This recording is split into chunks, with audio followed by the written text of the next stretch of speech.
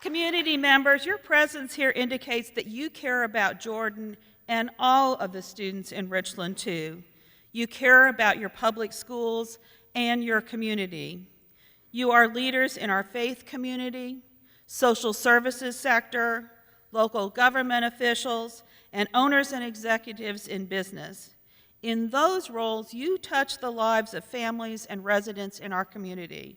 You are also our partners in student success.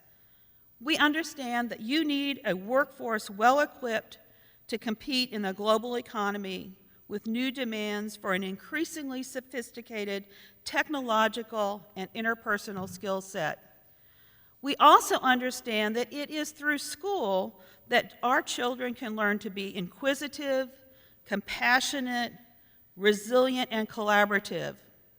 They can also learn to effectively solve problems, be tolerant of differences, engage fully and responsibly as citizens of the world. In short, your new workforce needs for highly capable adults with critical thinking skills that can work in teams and thrive individually.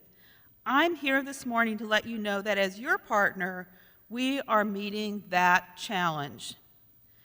By most measures, we are a very successful school district. And in areas where we need to improve, we are showing momentum for positive change. In business, you measure success by return on investment. Your profit is the bottom line. In public education, our profit is achieved when our students succeed. In Richland, too, our success is intentional. Success does not just happen. It occurs because we executed a visionary plan using best practices with strong evaluation and continuous improvement. For the next few minutes, let's look at just 6 indicators that can serve as examples of our success. These should be the front page story. These truly reflect the state of our district. Probably the best measure of success is whether our students graduate. I'm pleased to report our graduation rate has jumped almost 15% in the last 6 years. Now, 86% of our students receive their diplomas on time. That increase did not just happen. It's the result of hard work our teachers, students, parents, and administrators exert every day in the classroom. But you don't have to just take my word for it. Let's hear from a recent graduate who came to us in middle school, speaking very little English, and graduated valedictorian of her class. Hello, my name is Tian Ho, and I'm a former student at Blythewood High School. Today I'm truly honored to represent my high school and to relate my personal experience obtaining the education and the support from the district that helped me grow personally and professionally. Personally, I was fortunate enough to be surrounded by the most incredible teachers and faculties who always encouraged and inspired me to be more confident in both my strengths and weaknesses. Their encouragement and instruction helped ease my transition through all the language and culture unfamiliarity in order to become a more self-assured individual. And being so allowed me to succeed academically. Professionally, the education curriculum offered at Blythewood has prepared me well for a smooth adjustment at the University of South Carolina. Taking honors and AP classes challenged me to become a more independent learner and a more critical thinker. Both of these attributes are essential for college culture as well as for my fields of study in math and computer science. Even though the people and the environment were a little novel during my first freshman year, yet the professional and personal skill sets that I developed from my high school career at the district has allowed me to accommodate this novelty more easily. Therefore, I would like to extend my sincerest gratitude to my high school as well as to the Richland 2 district for all the amazing opportunities to learn and grow. I hope that the district continue to help more students maximize their potential and become successful leaders in the future. Thank you.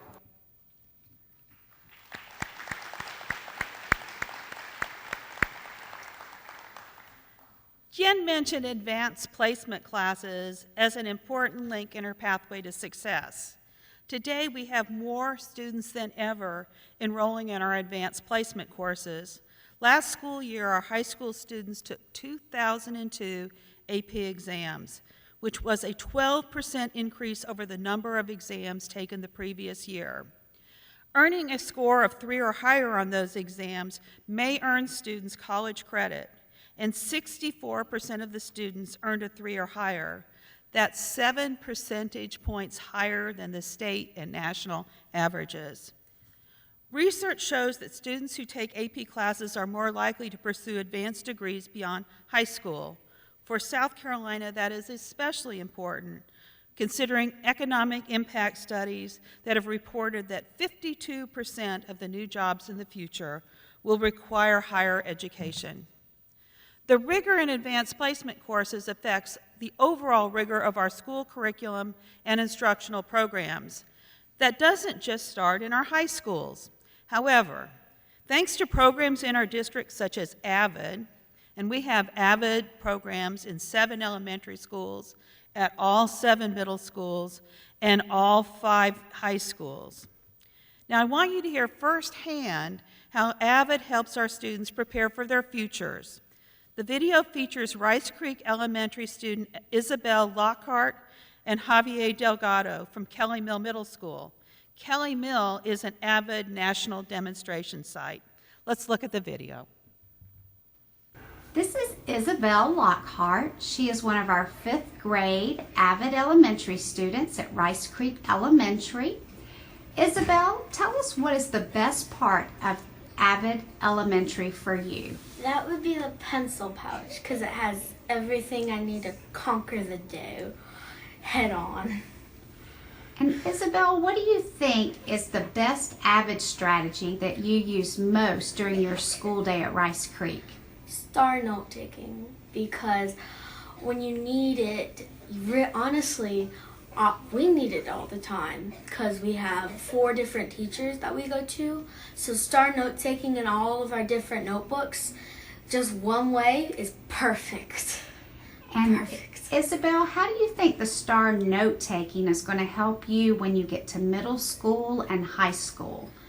Well, it will really help me then because it's gonna be all organized for all of my different classes that I have, because in middle school you have like 6 different teachers, and in high school you have even more. So having all of that organization will just help me. Fantastic. Tons. And how do you think AVID is going to help you after you graduate from high school? I want to be a doctor or a veterinarian, which requires a bunch more school. So that will help me be organized, have all the things I need. And if I don't become a doctor or a veterinarian, which I really hope I do, I will be a journalist. So the star note taking comes in again, and I can jot down things, just have them all organized, so whenever I need to write a story really quick, boom, I got my topic. Hi, I'm Javier Delgado. I go to Kelly Mill Middle School. So far, my experience has been fun and exciting. One of the main things I like about the school is that they teach you what you will have to learn and carry on into college. So far, I've been here for 3 years now. I'm the 3rd in my family to come to this school. My favorite subject is science, and chemistry comes really easily to me. The things that I'm involved in Kelly Mill are the Hispanic Heritage Month Committee, where I have to do a speech for the annual Hispanic Heritage Month Assembly. My plans for the remainder of the school year are to get all 4 honor rolls. For high school, I plan to do all my work and attend special magnet programs. For college, I plan to be in art and in chemical engineering. So you think they know where they're going and how they're going to get there? I'm so proud of them.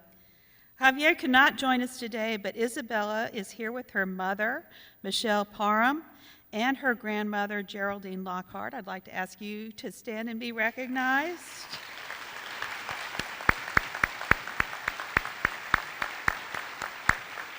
Thank you for being here. Our passions engaged and focused on learning in our schools? Absolutely. Programs like character education, the leader in me, positive behavioral interventions and supports, and mentoring programs are garnering positive results. The number of suspensions and expulsions are down. In surveys, students consistently tell us that climate in our schools is conducive to learning, thanks in part to our rules being enforced. These results don't just happen. In 2014, Richland 2 formed a discipline task force to focus on issues that are national concerns, as well as areas for improvement in Richland 2. This brought together stakeholders to begin a community-wide discussion on school climate and discipline policies and procedures. Recommendations from the group continue to be implemented, including hiring a behavior specialist to lead and coordinate our efforts. Kimberly Hutcherson is now in that role and is working with a pilot group of schools to implement meaningful and tested strategies to decrease student problem behaviors. As you've already heard, we have a slogan this year, Team 2, Game On. Our teachers and staff suit up every day and bring their A game. We have high-quality staff. In an era when students and families make choices about which schools to select, so do our teachers. High-caliber teachers consistently choose to work in Richland 2. Thanks to programs like New to 2, which provides strong professional and personal support to brand new teachers and teachers new to our district. New to 2 helped us retain 93% of our first-year teachers and every single one of our first-year middle school teachers. We also stand out for supporting teachers who want to advance their craft. With 693 National Board Certified teachers, we are first in the state and 12th nationally in the number of National Board Certified teachers. We are home to a current Albert Einstein Distinguished Educator Fellow, U.S. Department of Education Teaching Ambassador Fellow, the NEA Foundation's National Teacher of the Year, presidents of the state orchestra and band organizations, and the South Carolina School Counselor of the Year. We can take pride in an exceptional staff. Our charge and privilege is to teach every student who walks through our doors. We know that many of our students come to our schools struggling with issues that can create obstacles to learning. Our job is to ensure that they have the support and services they need to be ready to learn. This year we restructured our child development program, and now at least one 4-year-old kindergarten class is in every single one of our elementary schools, and it's free and provides transportation if needed. We use grant funds to conduct after-school programs at several schools. Students participate in a variety of academic and personal enrichment programs, and transportation to these programs is also included. Our social workers and family intervention specialists dedicate countless hours to helping families struggling to provide a stable home environment. All of our schools participate in the Richland 2 Backpack Program. Each weekend of the school year, 550 students take home backpacks filled with non-perishable, nutritious, and easy-to-eat food. This would not be possible without the support of our community, especially our faith-based partners and the Feeding the Children Everywhere Foundation. Our schools are integral parts of their neighborhoods and communities as well. We have community organizations active in our schools, and we are active in our community. Just yesterday, I signed a resolution indicating our ongoing support and commitment to the military families that we serve. We just finished up our United Way campaign, where we raised more than $115,000 for this vital community support organization. Our students never cease to amaze me with their generous spirit. During the flood, they organized supply drives, and they are all very busy now conducting their holiday community giving projects. They are learning to be good neighbors and good citizens. In January, we look forward to teaming up with Richland One to support the Walk for Life.